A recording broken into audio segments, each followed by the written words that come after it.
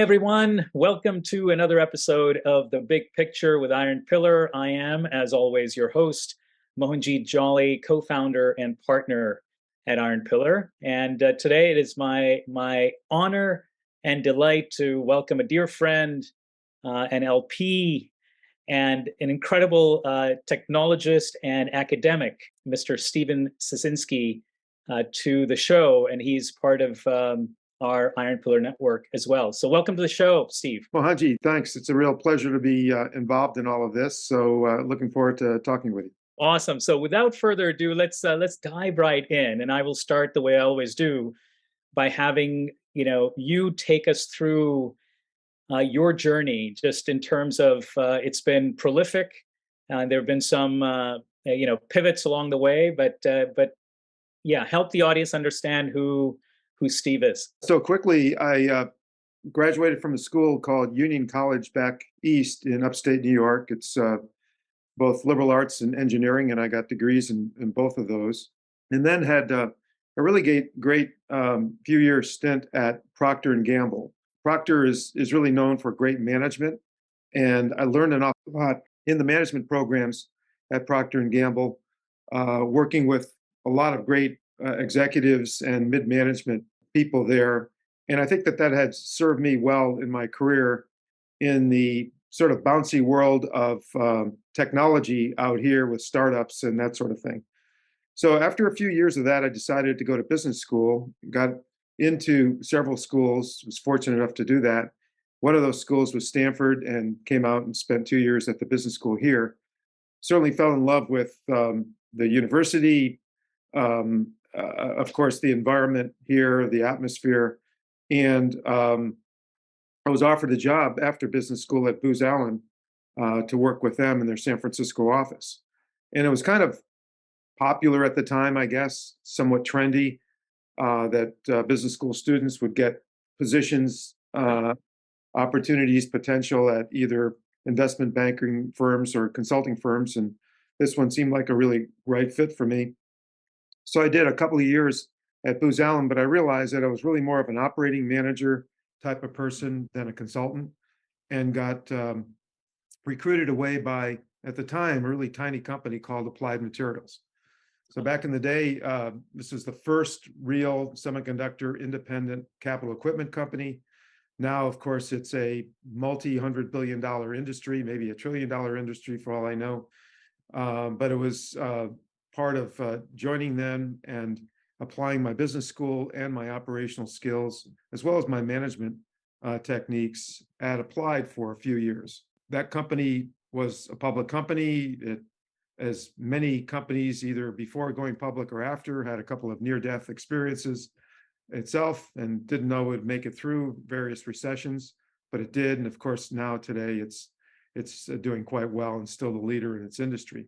I got recruited away from Applied to join as a startup a company called Octal Communications, a voicemail company. Everybody is very used to voicemail these days. We were the first independent voicemail company, tiny startup. One little tidbit about that, I was asked to join as VP of manufacturing, and I came in first day, and the CEO of the company, I reported to him. He said, "Well, I know we had you join as VP of manufacturing, but it turns out that our product doesn't work. So how would you like to become VP of engineering?" I'd given up this great job at Applied Materials, and I still had my boxes in my hand when I was walking in, and I said to Bob, "Well, tell me a little bit more about what's involved with that." So I actually did become VP of engineering for about a year and a half. And then switched over. I actually became an EVP there, in charge of engineering and then operations, manufacturing, customer support. Company had a nice long run, venture backed by some great investors. Took the company public back in the late 80s, and the company really did well. Eventually got acquired for a very large multiple. But then I got recruited away from that and ran my own company called Resumex. It's the first artificial intelligence-based application, B2B company for matching job requisitions with CVs and resumes. And we used AI to pull out information. So in the old days, Again, you had a lot of paper in these recruiting offices, and no one knew anything about candidates or job requisitions. But we started to do all of this digitally, and we honed the AI engine. Had at one point in time about 800 Fortune 500, Global 2000 type customers. Did really, really well. We encountered Y2K at the time, if you Yeah. remember that, Mohanjit. Um, Year 2000, when we thought that the world was coming to an end and airplanes were going to fall out of the sky because 1999 was going to turn into 2000. That didn't happen, but it did put a crunch on people's acquisition of software. Um, I did get an offer to sell the company. I sold the company. Then I bought it back in a leveraged buyout because I really enjoyed the company an awful lot. And the company that bought it initially didn't really know what to do with it. So grew that out with the advent of the internet, and that was fun. Got another acquisition opportunity and took that. Um, I had a like you, I became a venture capitalist for several years with a Germany-based company during some really downtimes in venture. Learned an awful lot that way, as we all know. You learn things when things are not going so well. You never learn things when everything is going perfectly. But that was a really interesting experience. Learned an awful lot about what the venture uh, uh, uh, position is like, and then eventually found my way to a company called SRI, Stanford Research Institute, and it was a really unique opportunity to join a very large organization, $500 million in revenues, but that was primarily focused on research and development projects as opposed to products. And I thought that that would be an interesting thing for me to do. I was asked to help turn the company around from it's a not for profit, but at the time it was too much of a not for profit. And we turned it around into a more profitable break even situation. We grew out the commercial and international activity. Eventually, I became president there and worked with a lot of the PhDs and the researchers, fantastic group of scientists on their projects, commercializing mainly their projects into spin-out companies and so on. I retired operationally a few years ago and have been now running my own family-oriented venture fund. We do early stage, pre-seed, and seed stage investments, but we're also a fund of funds doing investments like, of course, with your firm, Iron Pillar, and we're very happy to be associated with Iron Pillar as well as some of these other firms around the world. So That's that amazing. snapshot is what I do or did. Phenomenal. So I want to double click a little bit on SRI in particular. So Sure. for those in the audience who may not know what SRI is and maybe what the model is, I mean, you alluded to the fact they're PhDs and researchers, but maybe a couple of minutes on SRI itself, because I think it's a phenomenal organization that's become iconic here in Silicon Valley. SRI stands for Stanford Research Institute. Again, it was founded by Stanford and part of Stanford for quite a while, since 1946. It spun out of Stanford in 1970. The trustees thought that it was too involved in defense work for our government and commercial work. And of course, Stanford is more about research, basic research, and so on, academia. But it retained effectively its brand. It still has its original building on Ravenswood Avenue in Menlo Park, has a number of labs around the country. It's well known for, I'll use three verbs: creating, applying, and then commercializing. So creating, that is all the research that's done for mainly government, the federal government, Department of Defense still, Department of Energy, Department of Education, NIH, and so on and so forth. A lot of different projects. We actually compete against a number of different types of firms for those contracts, for those projects. We win them and then we execute them. They may be short in duration, 3 to 6 months, but many of them are multiple year, 5-year, 8-year, and so forth. We work with DARPA, the Advanced Research Lab, was founded quite a while ago by the Department of Defense.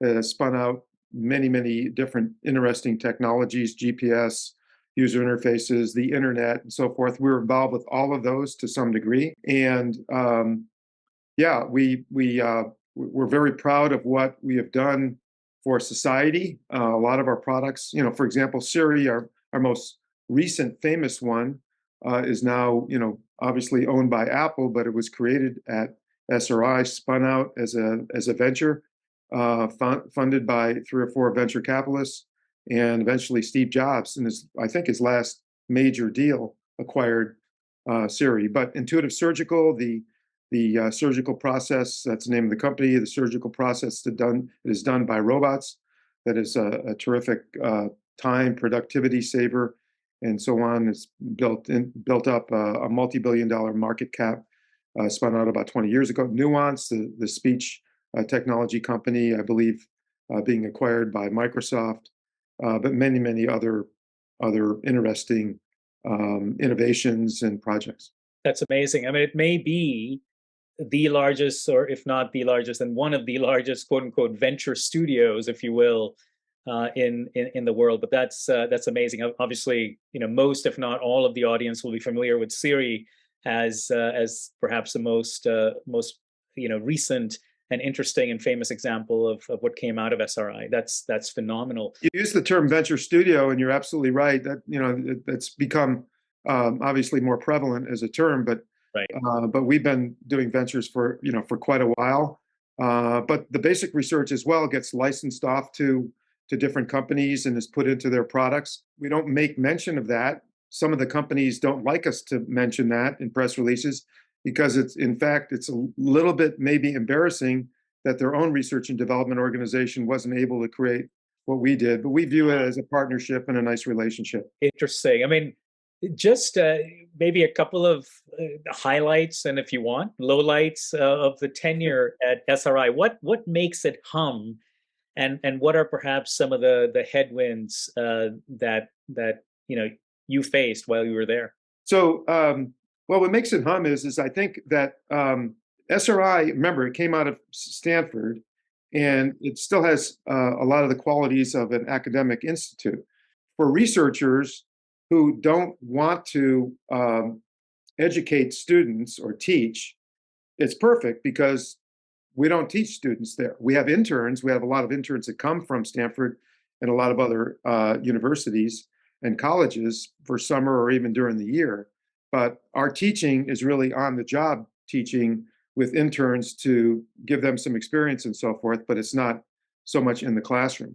So people at SRI can be full time on various projects and do their research without having the overhead that they're in their own minds of hitting deadlines and doing testing of students and grading papers and that sort of thing. The flip side of that is that since we're not a college or a university, we don't really have an endowment. We still retain the not-for-profit status, as I mentioned, which is very helpful in a number of different ways for us. But since people don't, quote, graduate from SRI as they graduate from Stanford or Union or Cal Poly, which I've been involved with, or many other schools, students, when people leave SRI, and they stay for quite a while mostly, but when they leave or retire, they don't think necessarily of SRI as giving back to them in terms of an endowment. So it would be nice for us to have multiple billions of dollars like Stanford University and Harvard and others in our endowment because we can do much more than that, than what we already do. Yeah. But there's not much to be able to do that. Understood. The other, I think the other is that we have an incredible group of scientists. It's really tough to make it at SRI. I mean, we really look for the cream of the cream, so of the crop. So what does that mean is that the standards are super high, that these are all incredibly bright people. Bright people get easily distracted because they really like different things. They're curious about many different subjects. And sometimes it's a little bit, everyone's got to be self-disciplined about hitting their deadlines, their budgets, their commitments to customers and so forth. So it's sometimes you can have some challenges with that. But those are challenges that I'd rather easily deal with those than with people who aren't very creative and inventive or innovative and have a kind of a boring company. So I will tell you that SRI is always interesting. Every day there's something new going on. That's amazing. But tell me also, it seems like the Stanford GSB thing that you've been doing, you've been teaching there for a number of years, almost in parallel with your presidency of SRI, if you will. How did Stanford pull you in, or did you say, you know what, I have this incredible experience across, being an entrepreneur, being a VC, being an operator, being with a early stage, startups. How did that marriage come about? I know we're being taped here, so I'm going to mention one name while I'm talking, and that name is Chuck Holloway. So Chuck Holloway is a legend at Stanford University, mainly in the business school, but he's done an awful lot of work behind the scenes, helping out, being on important panels and councils and so forth, as different policy is being made at both the business school as well as throughout the university. Has been, cherished treasure for the various presidents. He was the first real professor I met when I came to the business school many, many years ago, and got to be very friendly with him. He was an operations research individual, and I really related to that because that was kind of my background in engineering back at Union College.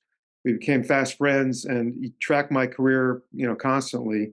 And Chuck has done that with many, many people, as I found out. I still have a great relationship with him, and even his wife, who I'm actually taking over Yosemite Conservancy, the chairmanship, from her many years ago. So there's a lineage there.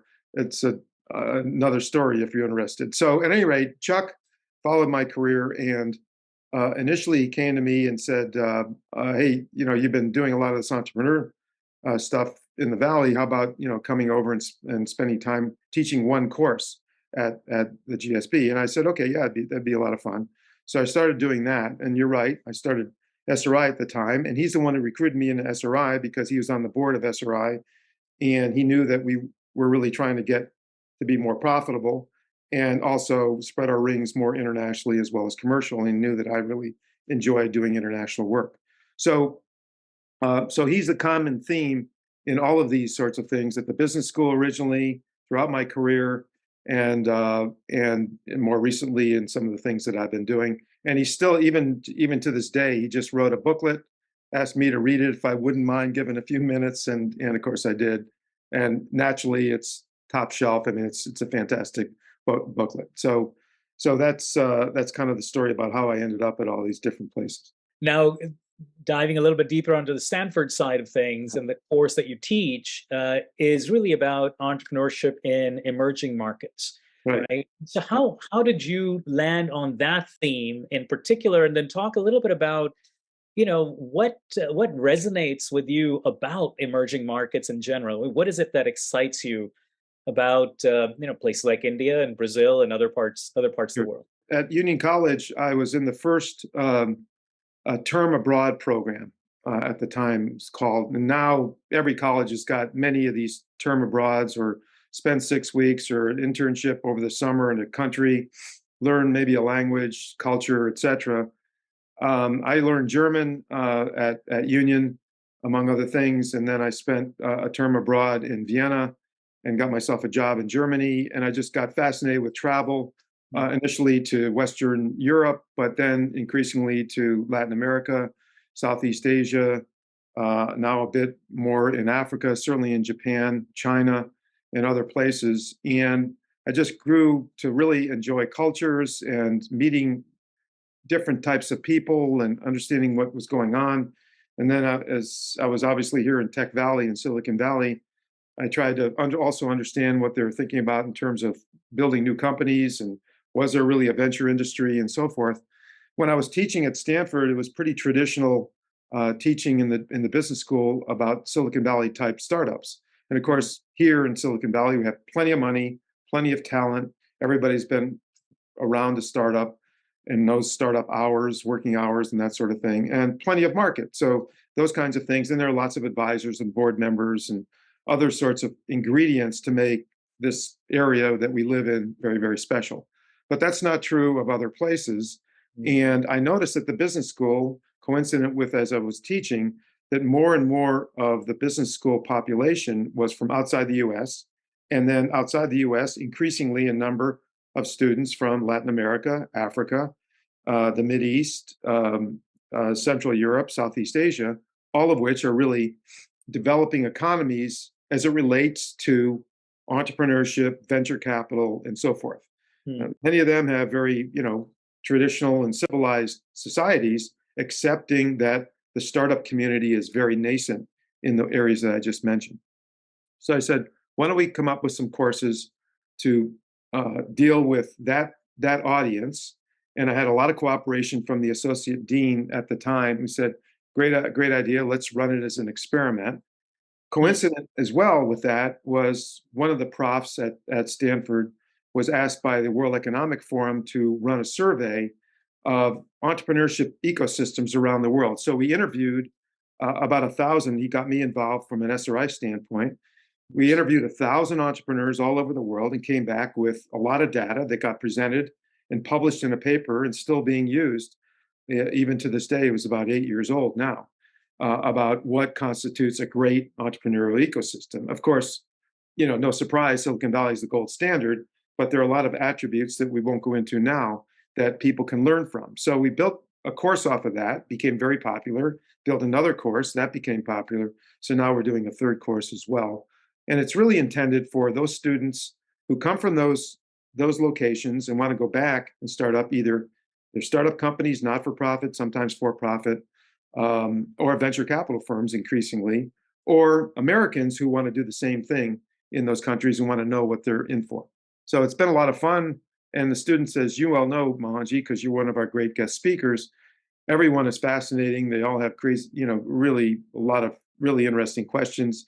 And the commentary is quite stimulative as we sit through these case studies. Of course. I mean, that's what's amazing to me is, the diversity of the student body. And again, I've been involved. Thank you for inviting me to be a guest speaker. Oh, no, it's great to have you.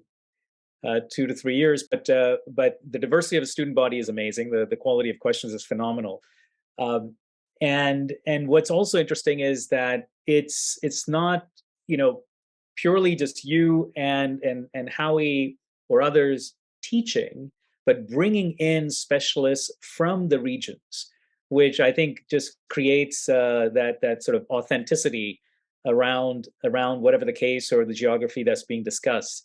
Is that something that was woven in to the rubric, if you will, from the very beginning, or is it something you stumbled upon over time, saying, we have access to folks who either invest in or are working in different parts of the world, but they may have a home base here in Silicon Valley. Why not tap into that sort of collective knowledge, if you will? Well, it's pretty common to have guest speakers at the business school that other lecturers, sometimes they're called adjunct professors, bring in. But most of those people are local because most of the courses at the GSB, the Graduate School of Business at Stanford, are focused around either American or even Silicon Valley type case studies of companies. And they've been funded by venture capitalists who are local or, certainly in the States. But as you point out, individuals that we bring in are from all over the world. Cape Town, Dubai, just had somebody in yesterday in our class from India, from Excel Ventures. We just had somebody in a week ago from Singapore.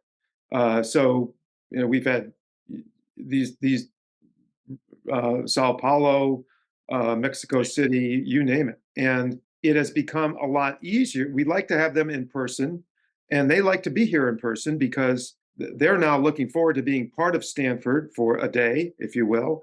And they'll take the students out, for dinner. And they just love to interact with the students. Sometimes they view them as intern candidates themselves, or potentially even, full-time jobs as associates or what have you. But they'll build their week here in Silicon Valley around our classes, and then they'll set up meetings with other VCs or limited partners or partnerships, relationships that they have in the Valley. So they really enjoy doing that.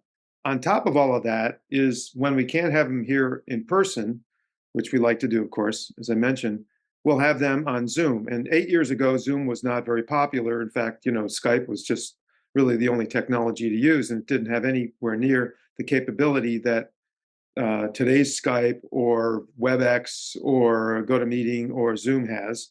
Mm. And everyone is now more, thanks to COVID, I guess, everyone is now more accustomed to using Zoom. So we'll Zoom people in into our class if it's really important. They're associated with a case that we've written and we want to have them speak and they can't fly here, then we'll try to do that. Got it. Now, I'll ask you two sets of questions. One is, I mean, you've had, again, a prolific career as entrepreneur, again, technologist, early startup person, VP of manufacturing, plus VP of engineering, A lot of even though that may have been unintentional. But in any case, you've had, an SRI and academia, of course.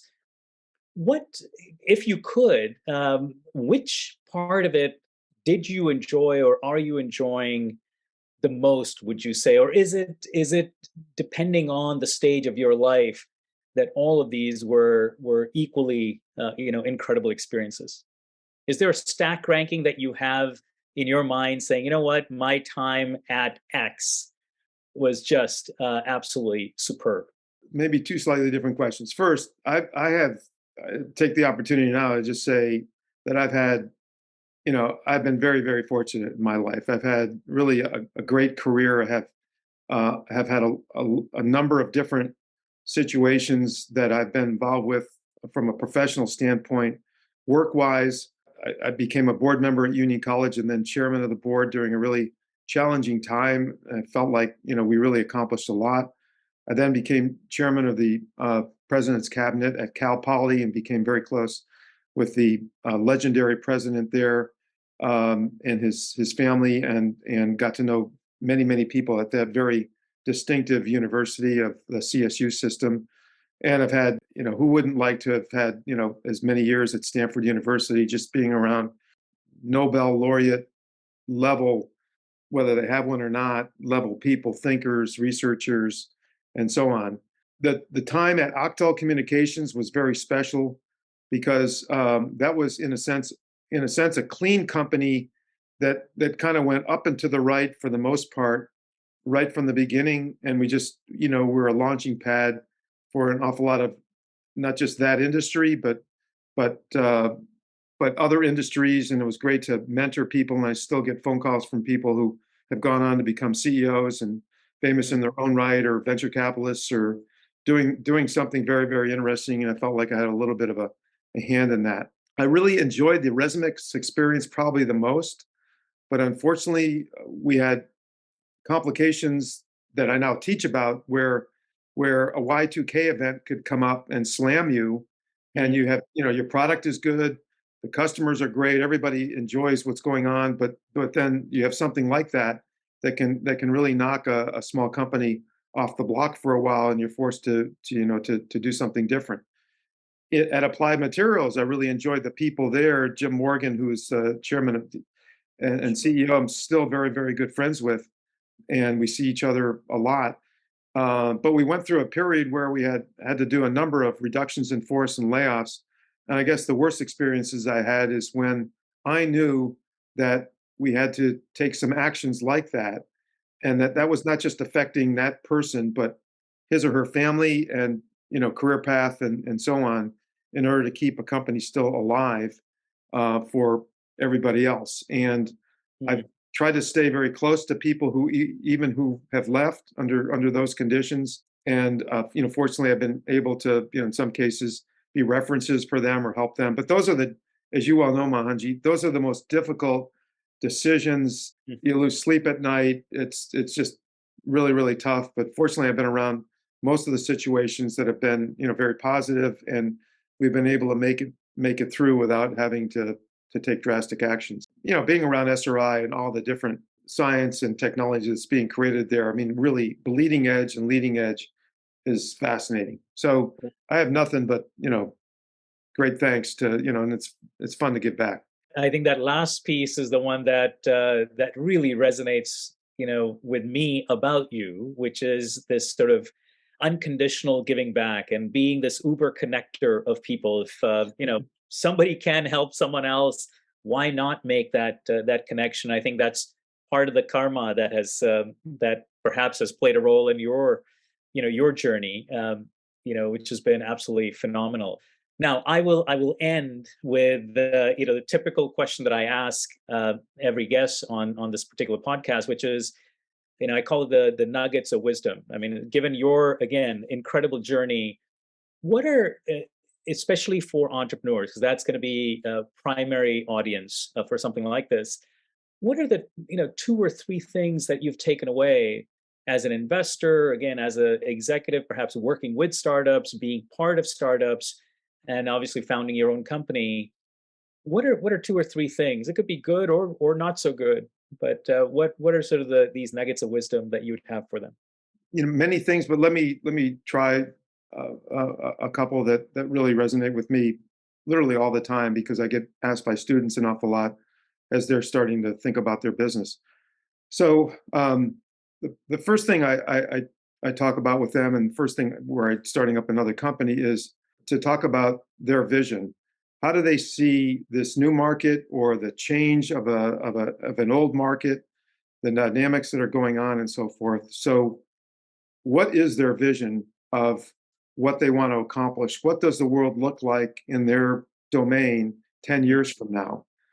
And then how are they going to get out of the blocks? What are they thinking about as their first offering, their first product, their first service, or whatever they're thinking about? And we all know, focus, focus, focus, and don't confuse your product with your vision, your first product, your MVP, your minimum viable product, or whatever you want to call it. Mm, I see too many entrepreneurs who want to create their vision overnight, and that includes an awful lot of things that are not necessary to get out and get a beachhead and get some customers who are really loving and enjoying your product and would never give it back to you once you sold it to them.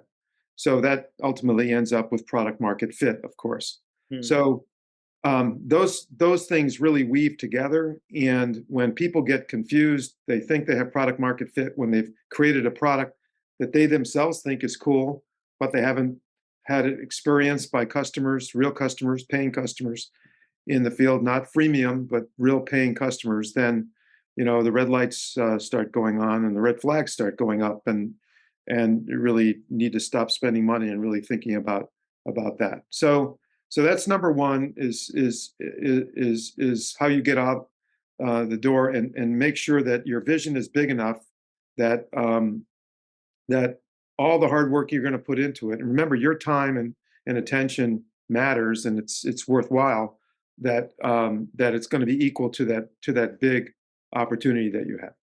Second is to that your first set of hires are going to be the most important hires that you make for the company, because you're effectively setting, again, Mohanjit, as you well know, the culture and the tone and the style and the value system for your own company. I've had to go in to several companies and turn them around, quote unquote, and they've had good bones in way of technology or architecture, but they just weren't managed correctly.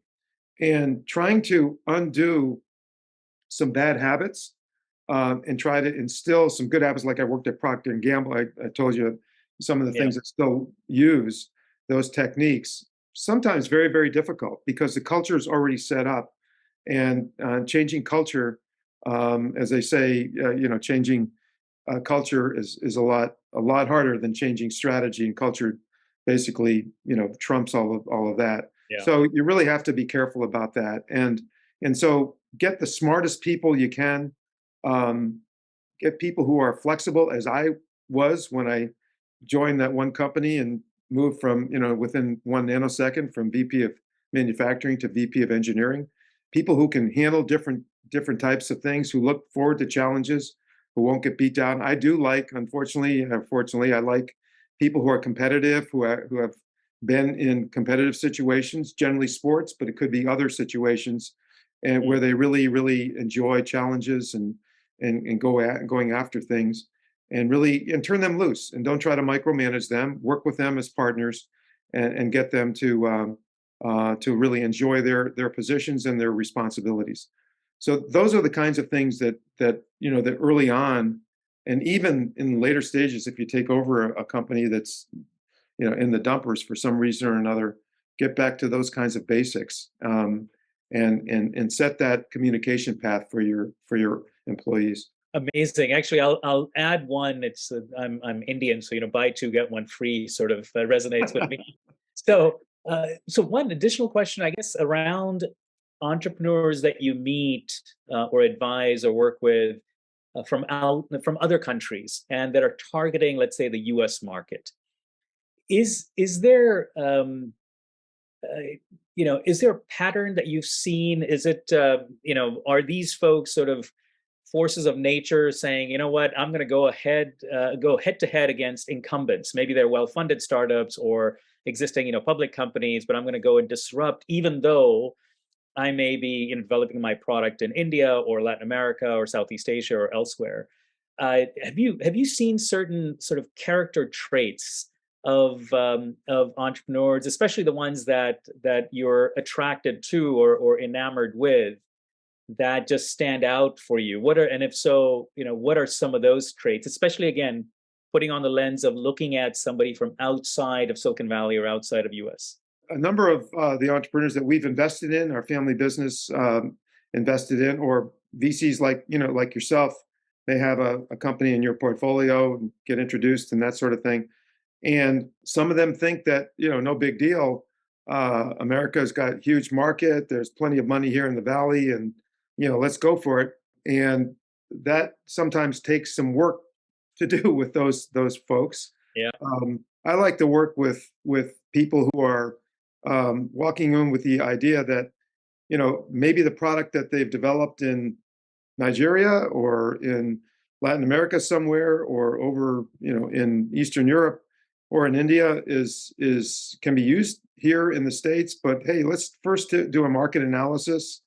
Let's get some real, American. Like, I wouldn't go into a country in their situation. I wouldn't go from the US into Brazil unless I got a great Brazilian partner who really understood the culture, the way that things get done, everything about the market that I could understand, the sales process, and so on. I tell them the same thing here when we come here. Let's find somebody for you to partner up with. So it's a lot easier to do an analysis before spending tons of money going after, a market when your product is not quite right and it really needs to be ginned up this way as opposed to that way, and so on. Where they want to have their domicile? Do they want to have it here in Silicon Valley? Is it a product that's more because it's maybe it's a product that's better for the Midwest part of our country, in which case they ought to be in Chicago or Kansas City or somewhere. So I try to really understand better what they're doing, why they're doing what they're doing. Are they also looking for a Silicon Valley investor in addition to going after this market? Sometimes that is extremely helpful, as you know, because having a foreigner come in without any money, venture fund that's helping them out, that's not familiar to this market, can be a little bit of a red flag. But if you can get somebody to support you, that also helps. So there's a lot of things it isn't just kind of showing up and getting shown around a little bit and then jumping into the market. It really is thinking things through. Spot on. And look, I mean, the reason we built out the Iron Pillar Network and twisted folks like yourself into joining is because of what you've just talked about. Folks, young entrepreneurs who are maybe first-time entrepreneurs who are building something meaningful from India for the world, let's say the Americas, need advice, need mentorship, need connections. And while, of course, the Iron Pillar team is there, we decided, early on as part of our design to bring in folks who were either domain experts or functional experts and well-connected and, empathetic and just sort of uber connectors like yourself. So we are humbled and delighted to have you as part of our ecosystem. So thank you for all you do for Iron Pillar and our entrepreneurs. And thank you for your time today. This has been absolutely wonderful. Well, I've enjoyed it, Mohanjit. And of course, I've enjoyed the relationship with you and with all the people who are sort of like you, who come from all these different geographies and different cultures and understanding of these different markets. and are willing to give us some time in our classes. As you know, this valley is great about sharing information, and in most geographies, you don't see that. People are wanting to hold back on their ideas or their information. I feel like when we bring you in, you're opening up a whole new world for our students. And if I can help you out, then I'm reciprocating, and the world is a better place. How that all works out, and that's true of both the entrepreneurs as well as the VCs that we bring in into our classes, into SRI or wherever it is. So thank you. Well said. Well, with that, we'll bring this to a conclusion. Thank you again so much, Steve, for your time. Thanks, Mohanjit.